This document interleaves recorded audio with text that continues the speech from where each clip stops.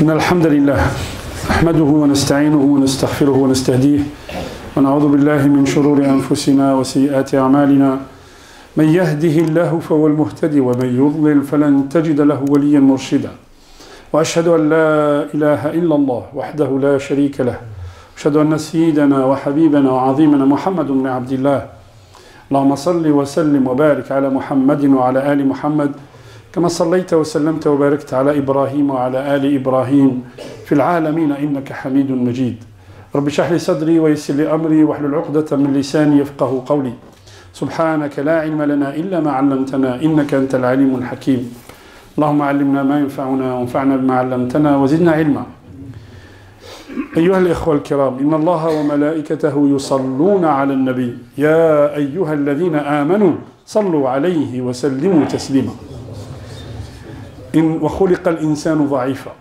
آية في القرآن الكريم الله سبحانه وتعالى dit l'homme a été créé faible et le Rasoul sallallahu alayhi wa sallam il nous dit certaines choses il nous dit لو لم تكونوا تخطئون si vous ne faisiez pas de péché لأذهبكم الله Allah subhanahu wa ta'ala il vous fait partir il ramènerait des gens qui feraient des péchés فيستغفرون فيغفر لهم qui feraient des péchés et qui vont demander à Allah de leur pardonner, et Allah subhanahu wa ta'ala va leur pardonner.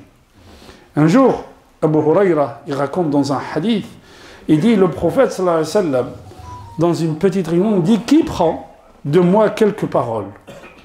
Yata'allamuha, il prend ces paroles, il va les apprendre, et il va les enseigner aux autres. Abu Huraira dit, moi, ya Rasulallah, moi je vais prendre ces paroles. Et le prophète, il lui dit un hadith, regardez, le prophète, quand il dit quelque chose, c'est vraiment dense, en sens, en sagesse. Et le prophète, il lui dit, خذها مني يا أبا هريرة اتق المحارم تكن أعبد الناس اتق المحارم تكن أعبد الناس وارضى بما قسم الله لك تكن أغنى الناس وأحسن إلى جارك تكن مؤمنا وأحب للناس ما تحب لنفسك تكن مسلمة ولا تكثر الضحك فإن كثرة الضحك تميت القلب. Le prophète sallallahu alayhi wa sallam, le hadith rawahu at-Tirmidhi. Le prophète sallallahu alayhi wa sallam, il dit à Abu Huraira, protège-toi des interdits. Tu seras le meilleur des dévots, le meilleur des adorateurs. N'approche pas des interdits. Et là, regardez la valeur et la sagesse qu'il y a derrière le hadith. Le prophète, il nous dit dans un autre hadith, le jour du jugement, Allah subhanahu wa ta'ala, il va ramener des gens. A'maluhum kajibali tuhama. Ils vont venir avec des œuvres. Leur poids, c'est la chaîne de montagne de Tuhama, entre le Hijaz et le Yémen. Il y a une chaîne de montagne entre le Hijaz et le Yémen. Le prophète, il nous dit, le poids de tout ce qu'ils ont fait, si on les met dans la balance, c'est l'équivalent de ces montagnes-là. فيجعلها الله هباء منثورا. Allah subhanahu wa ta'ala, il en fait de ces montagnes d'œuvres, de ces montagnes de choses, هباء منثورا, une poussière. Les compagnons disent, c'est formulaire, ya Rasulallah, dis-nous qui sont ces gens-là? Comme ça, on va essayer de ne pas être comme eux. قال إنهم يصلون كما تصلون. Ils font la prière comme vous. Ils prient la nuit comme vous. Ils jeûnent comme vous. Ils font tout comme vous. Même plus. ولكنهم إذا خلوا بمحارم الله انتهكوها. Sauf que ces gens-là qui font tout comme vous, quand ils sont seuls avec Allah, qu'est-ce qu'ils font? Ils font des péchés, ils ne voient pas qu'Allah, ils oublient qu'Allah subhanahu wa ta'ala, il le regarde. Quand ils sont seuls, où est-ce qu'on mesure ta foi, frère? Où est-ce qu'on peut mesurer ma foi? C'est quand on est seul avec Allah subhanahu wa ta'ala. Allah, là où tu es, wa huwa ma'akum aynama kuntum. Là où vous êtes, Allah subhanahu wa ta'ala, il nous voit. C'est ce qu'il nous dit, Allah subhanahu wa ta'ala. Autre chose, combien de personnes nous disent, dans votre islam, il n'y a que des interdits, la ilaha illallah. Les interdits sont bien spécifiés dans le Coran et selon la sunna du prophète sallallahu alayhi wa sallam. Laquelle les interdits, c'est un cadre de vie. Vous savez, ceux qui se laissent aller, qui n'ont pas de cadre, ils dépriment souvent. Alors on vous dit, par exemple, en éducation, un enfant, il faut lui fixer des règles. S'il n'a pas de règles, il n'est pas bien, il n'est pas en sécurité. Et je vous donne juste un exemple. Quand vous conduisez dans un pays européen, ou en France par exemple, où les règles sont strictes, où les gens respectent, vous vous sentez en sécurité.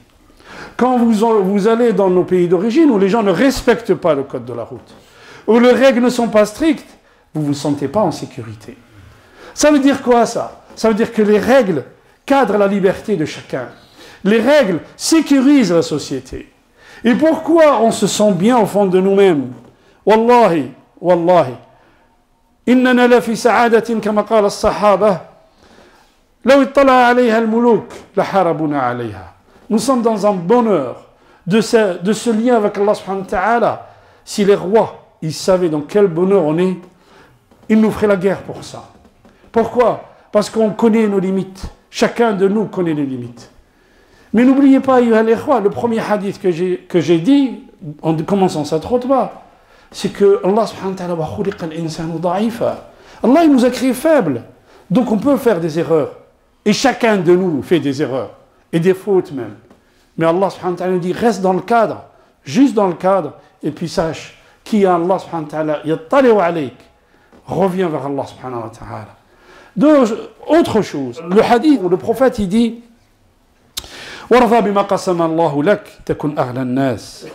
contente-toi de ce qu'Allah t'a donné, tu seras le plus riche des hommes. Chacun de nous, ce qu'Allah subhanahu wa ta'ala lui a donné. Et dans tout ce qu'Allah subhanahu wa ta'ala nous a donné, c'est une épreuve. Il y en a qu'Allah subhanahu wa ta'ala a éprouvé par la pauvreté. D'autres, il les a éprouvés par la richesse. Ja'a rajulun. Quelqu'un est venu voir le prophète. Qala ya Rasulallah, dullani ala shay'in af'aluhu bihi yuhibbuni an-nas wa yuhibbuni Allah. Il dit, oh prophète, dis-moi deux choses par lesquelles j'aurai l'agrément des gens. Les gens vont m'aimer et Allah il va m'aimer. Qu'est-ce qu'il a dit? Il a dit, izhad fi dunya yuhibbuka Allah wa izhad fima 'inda an-nas yuhibbuka an-nas. Délaisse la dunya. Ne t'accroche pas à la dunya. Allah subhanahu wa ta'ala t'aimera. Et puis, ne regarde pas ce qu'il y a dans les mains des gens. Tu verras que les gens seront... Ils te témoigneront de l'amour. Ils t'aimeront. Pourquoi? Tu ne demandes rien aux gens. Il ghina ghina nafs. Allah subhanahu wa ta'ala dit au prophète, wajadaka a'ilan fa'aghna. Al-ghina hina, al-ghina, ghina nafs. C'est que Allah subhanahu wa ta'ala lui a donné une telle grandeur d'âme qui ne regarde pas ce qu'il y a dans les mains des gens. Et Allah, il nous rappelle aussi, fi sourate Taha, il dit, وَلَا تَمُدَّنَّ عَيْنَيْكَ إِلَى مَا مَتَّعْنَا بِهِ أَزْوَاجًا مِّنْهُمْ زَهْرَةَ الْحَيَاةِ الدُّنْيَا لِنَفْتِنَهُمْ فِيهِ. Et il ne donne pas, ne regarde pas, ne détourne pas le regard en regardant ce qu'ils ont, ce qu'Allah subhanahu wa ta'ala leur a descendu, leur a donné. Zahra, une fleur éphémère de la vie ici-bas. وَرِزْقُ رَبِّكَ خَيْرٌ وَأَبْقَى. Allah subhanahu wa ta'ala il nous dit, ce qu'il y a chez Allah, c'est éternel. Et Allah subhanahu wa ta'ala il nous dit, si chacun de nous savait pourquoi Allah subhanahu wa ta'ala le prive de certaines choses, le jour du jugement, وَقِيلَ الْحَمْدُ لِلَّهِ رَبِّ الْعَالَمِينَ. Le jour du jugement, chacun de nous il comprendra, parce que dans ce qu'Allah subhanahu wa ta'ala il fait, il y a toujours une sagesse. Allah subhanahu wa ta'ala dans ce qu'il fait, il y a toujours de l'amour. Dans ce qu'il fait, Allah subhanahu wa ta'ala, rahimun bina. Est-ce que vous pensez qu'une mère elle ferait du mal à son fils? Jamais de la vie. Une mère.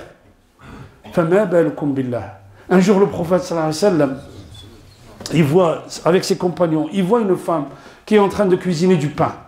Et elle a son bébé à côté d'elle. Quand elle met la pâte, quand elle met le pain, elle le met dans le four, elle prend son fils, elle le met de côté. Et elle met le pain dans le four. Et les compagnons, ils regardent. Et le Rasul sallallahu alayhi wa sallam, le prophète, il leur dit, vous pensez que cette femme, elle pourrait jeter son fils dans le feu? Jamais de la vie. Ya Rasulallah. Allah est plus miséricordieux de ses serviteurs que cette femme-là. Troisième chose, le prophète sallallahu alayhi wa sallam, il nous dit, wa ahsin ila jarik takun mu'mina, mush muslim. Le prophète, il nous dit, un vrai croyant, yuhsin ila jarik. Le Rasul sallallahu alayhi wa sallam dit, wallahi la yu'min, wallahi la yu'min, wallahi la yu'min, 3 fois. Il n'est pas croyant. C'est-à-dire que si ton voisin, il ne peut pas te faire confiance, Wallahi, ma, tu n'es pas croyant. C'est ce que le prophète il nous dit, jure par Allah. Il nous dit, tu n'es pas croyant. Si tu enlèves l'ird, si tu enlèves l'honneur de ton voisin, il dit le voisin, il ne dit pas le voisin musulman, il dit le voisin. Et le voisin, lahu haqqun alayna. Chaque voisin autour de nous, lahu haqqun alayna. Rasul sallallahu alayhi wa sallam, on lui mettait la poubelle devant sa maison. Et un jour, il ne voit pas la poubelle. Il demande, qu'est-ce qu'il a pris cet homme? Pourquoi il ne met pas la poubelle aujourd'hui? Il dit, il est malade, ya Rasulallah. Il va le voir. Regardez la grandeur d'homme. La ilaha illallah. Il y avait un jeune homme juif qui travaillait pour le prophète sallallahu alayhi wa sallam. Et puis, un jour, 2 jours, 3 jours, il ne vient pas le voir. Et le prophète, il demande après lui. Il dit, ya Rasulallah, il est malade. Il va le voir. Son père était rabbin. Et le prophète, il le voit très, très malade. Il s'assoit à sa tête et lui dit, dis la ilaha illallah. Dis la ilaha illallah. Ashhadu billaha bika inda rabbi. Je demanderai une intercession auprès d'Allah. Et le petit, 13-14 ans, il regarde son père, il lève les yeux, il regarde son père. Et son père, il lui dit, Ati Abul Qasim, obéis-lui. Le jeune homme, il dit, Ashhadu an la ilaha illallah, wa annaka ya Muhammad Rasulullah. Wa fadat ruhuh. Et son âme, elle sort. Le prophète sallallahu alayhi wa sallam, il l'embrasse. Il sort et il dit, Alhamdulillah, qu'il a fait de moi un sabab pour qu'il ne rentrera pas en enfer. قولوا قولي هذا واستغفر الله لي ولكم واستغفروه يغفر لكم انه غفور رحيم. بسم الله الحمد لله والصلاة والسلام على رسول الله. تتمة الحديث أيها الإخوة. Le prophète صلى الله عليه وسلم nous dit وأحب للناس ما تحب لنفسك. Aime pour les gens ce que tu aimes pour toi. Et tu seras un vrai musulman. Tu n'aimes pas qu'on gare une voiture devant ta porte? Ne gare pas ta voiture devant la porte des autres. Tu n'aimes pas qu'on vienne en retard quand tu donnes un rendez-vous? Ne viens pas en retard quand on te donne un rendez-vous. Tu n'aimes pas qu'on élève la voix sur toi? N'élève pas la voix sur les gens. Tout simplement. Ce que tu n'aimes pas qu'on te fasse, ne le fais pas aux autres. Et attention, celui qui cherche les défauts des gens, Allah subhanahu wa ta'ala, il va chercher ses défauts, comme dit le prophète sallallahu alayhi wa sallam.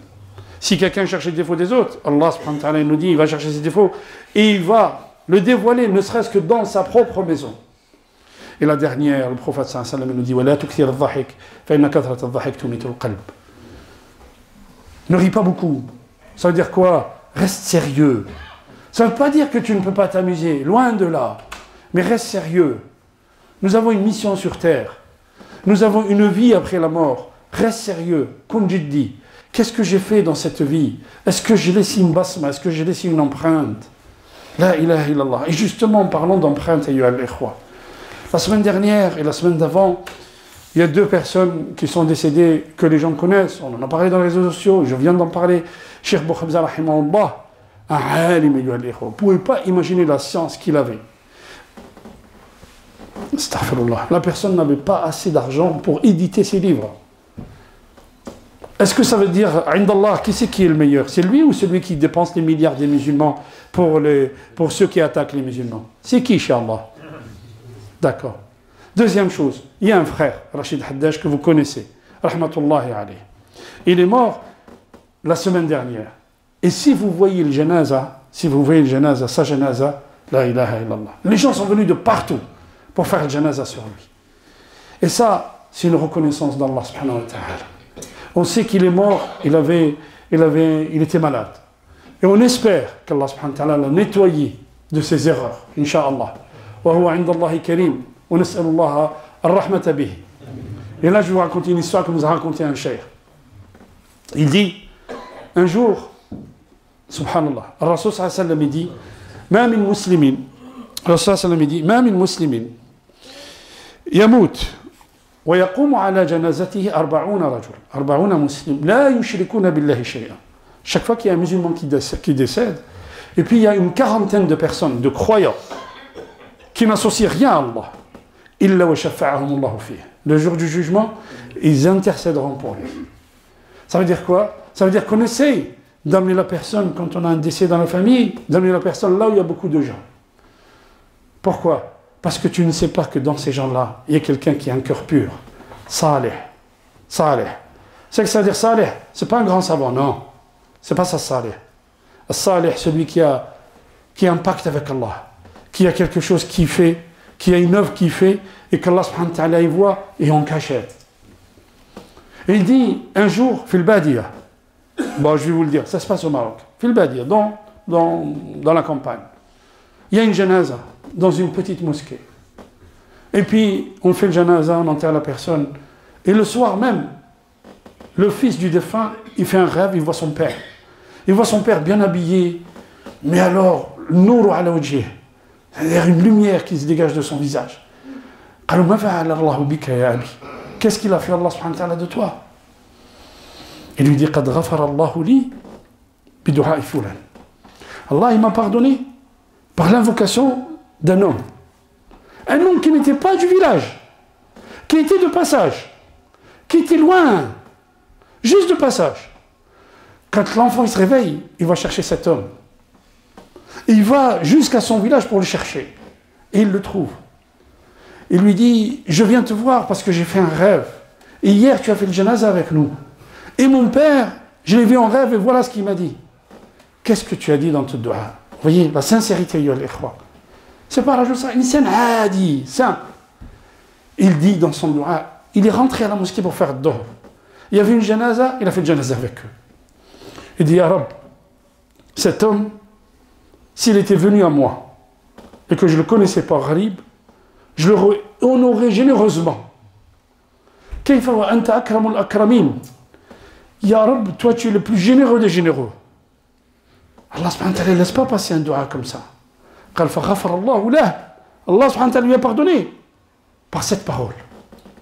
اللهم اجعلنا من التوابين اجعلنا من المتطهرين اللهم اهدنا فيمن هديت وعافنا فيمن عافيت وتولنا فيمن توليت وبارك لنا فيما أعطيت وقنا شر ما قضيت إنك تقضي ولا يقضى عليك إنه لا يذل من وليت ولا يعز من عديت تباركت ربنا وتعاليت يا ذا الجلال والإكرام.